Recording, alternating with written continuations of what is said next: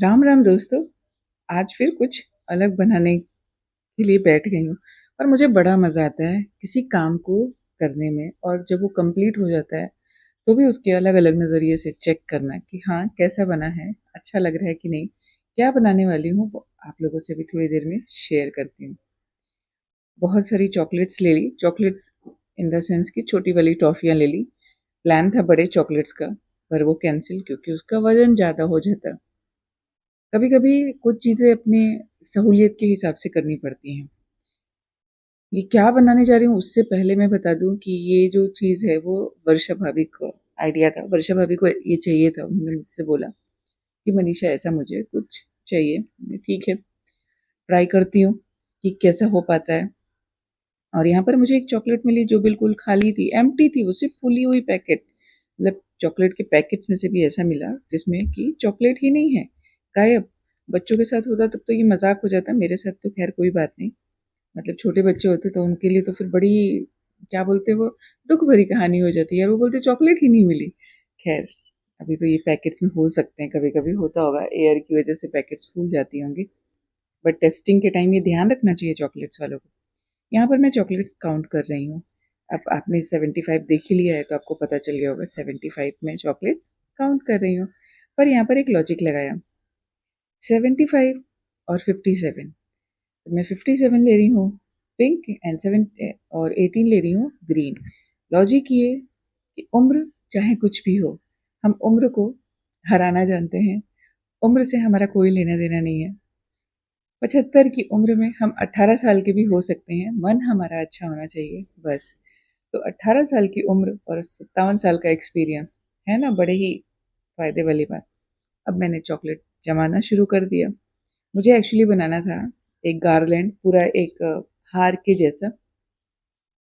तो जब मैंने चॉकलेट्स को वर्टिकली सेट किया, फिर पता चला कि अरे ये तो बहुत लंबी माला हो जाएगी, मुझे लेयर्ड बनानी पड़ेगी कई सारी। फिर लेयर बनाने के पीछे एक और प्रॉब्लम थी कि वो बहुत लंबी होगी तो उसको डालने में तकलीफ होगी।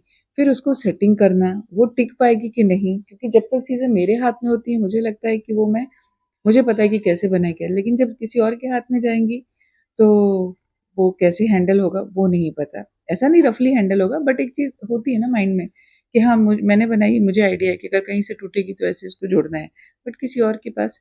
फिर मैंने उनको आराम से बेड पे रखा और एक एक करके जमाना शुरू कर दिया। ये जमाते जमाते ना बच्चे मेरे साथ थे, उनके साथ साथ बातें भी हो रही थी, तो बात आई सच्ची दोस्ती की। तो सच्ची दोस्ती एक ऐसा रिश्ता है ना जो बिना किसी स्वार्थ, शर्त या बदले के आपस में प्यार, विश्वास, सम्मान और सहानुभूति पर आधारित है। यह एक ऐसा संबंध है जो मुश्किल समय में भी आपके साथ होता है, खुशी में खुश होता है और दुख में सहानुभूति दिखाता है। और भगवत गीता में श्री कृष्ण और अर्जुन के बीच के जो रिश्ते थे, उनके माध्यम से भी सच्ची दोस्ती को आप समझ सकते हैं। एक सच्चा दोस्त एक मार्गदर्शक और संरक्षक के रूप में भी कार्य करता है, समर्थन और ज्ञान प्रदान करता है, सुझाव देता है कि आध्यात्मिक मित्रता आपसी सम्मान, विश्वास और ज्ञान की ओर एक साझा यात्रा शेयर करती है। ऐसा नहीं होता है कि आप अकेले चल रहे हो, आप हो साथ में या नहीं हो, बट आपका फ्रेंड आपके साथ चलता है, अगर आपसे आपके मन में सच्ची दोस्ती है तो।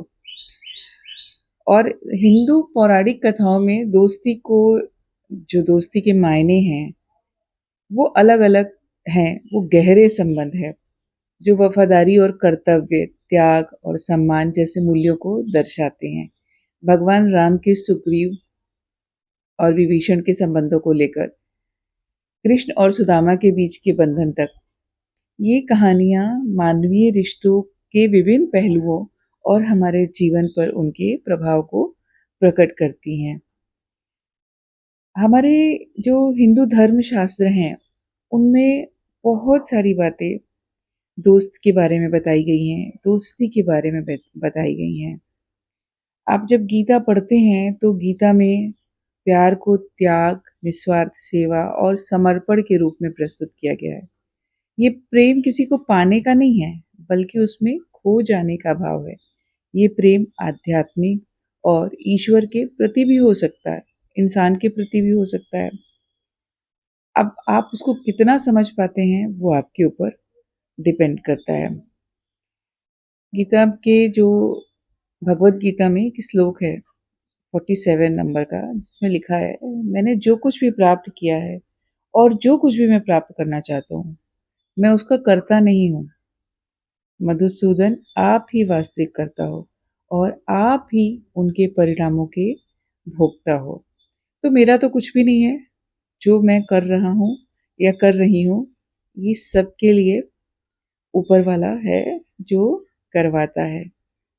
तो ये जो सारी चीज़ें हैं ना, वो बहुत ही अलग हैं। कई बार होता है कि आध्यात्मिक लेवल पर धीरे-धीरे उम्र के साथ ये सारी चीज़ें समझ में आती हैं बच्चों को।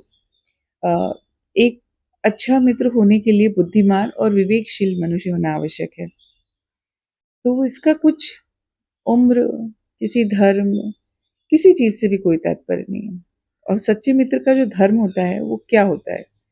अपने मित्र को अनुचित और अनैतिक कार्य से रोकने का, साथ ही उसे अच्छी मार्ग पर चलाने के लिए प्रेरित करने का।